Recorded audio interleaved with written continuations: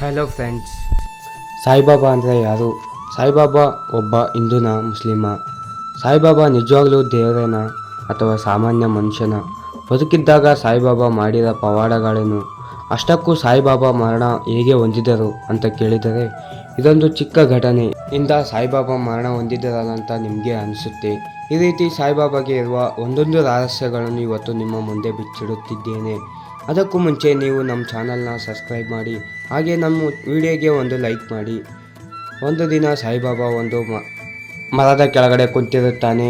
ಆಗ ಒಬ್ಬ ವ್ಯಕ್ತಿ ತನ್ನ ಕುದುರೆಗೋಸ್ಕರ ಹುಡುಕಾಡುತ್ತಾ ಇರುತ್ತಾನೆ. ಆಗ ಸಾಯಿಬಾಬಾ, ನೀನು ನಿನ್ನ ಕುದುರೆಗೋಸ್ಕರ ಹುಡುಕಾಡುತ್ತಾ ಇದೆಯಲ್ಲ, ಈ ದಿಕ್ಕಿನಲ್ಲಿ ಹೋದರೆ ನಿನ್ನ ಕುದುರೆ ಸಿಗುತ್ತೆ ಅಂತ ಹೇಳುತ್ತಾರೆ. ಆಗ ಆ ವ್ಯಕ್ತಿ, ನಾನು ನನ್ನ ಕುದುರೆಯನ್ನು ಹುಡುಕುತ್ತಿರೋದು ಇವನಿಗೆ ಹೆಂಗೆ ಗೊತ್ತಾಯಿತು ಅಂತ ಸಾಯಿಬಾಬಾನ ಸಂಶಯ ಪಡುತ್ತಾನೆ. ನಾನು ಎಲ್ಲ ಕಡೆ ಹುಡುಕಿದರೆ ನನ್ನ ಕುದುರೆ ಸಿಗಲೇ ಇಲ್ಲ. ಇವನು ಹೇಳೋ ದಾರಿಯಲ್ಲಿ ಹೋದರೆ ನನ್ನ ಕುದುರೆ ನಿಜವಾಗ್ಲೂ ಸಿಗುತ್ತೆ ಅಂದ್ಕೊಂಡು ಆ ದಾರಿಯಲ್ಲಿ ಹೋಗುತ್ತಾನೆ. ಆಗ ಅವನ ಕುದುರೆ ಅವನ ಹತ್ತಿರಕ್ಕೆ ತಾನಾಗಿ ಓಡಿ ಬರುತ್ತೆ. ಆದ್ದರಿಂದ ಆಶ್ಚರ್ಯಗೊಂಡು ಆ ವ್ಯಕ್ತಿ ಮತ್ತೆ ಸಾಯಿಬಾಬಾ ಹತ್ತಿರಕ್ಕೆ ಹೋಗುತ್ತಾನೆ. ನೀವು ಯಾರು?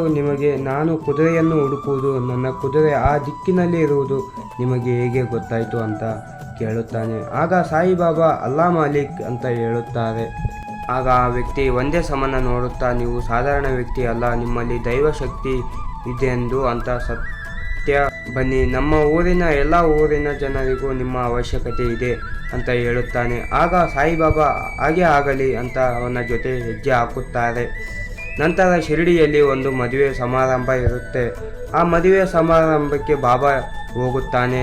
ಆಗ ಶಿರಡಿಯ ಒಬ್ಬ ದೇವಸ್ಥಾನದ ಪೂಜಾರಿ ಬಾಬಾ ಬರ್ತಿದ್ದಾನೆ ಕಂಡು ತುಂಬ ಖುಷಿಯಿಂದ ಜೈ ಸಾಯಿ ಅಂತ ಹೇಳುತ್ತಾನೆ. ಅಂದಿನಿಂದ ಬಾಬಾರನ್ನು ಸಾಯಿಬಾಬಾ ಅಂತ ಕರೆಯೋಕೆ ಶುರು ಮಾಡಿಕೊಂಡರು. ಅಂದಿನಿಂದಲೇ ಸಾಯಿಬಾಬಾ ಶಿರಡಿಯಲ್ಲಿ ಒಂದು ಮರದ ಕೆಳಗಡೆ ವಾಸ ಮಾಡುತ್ತಿದ್ದರು.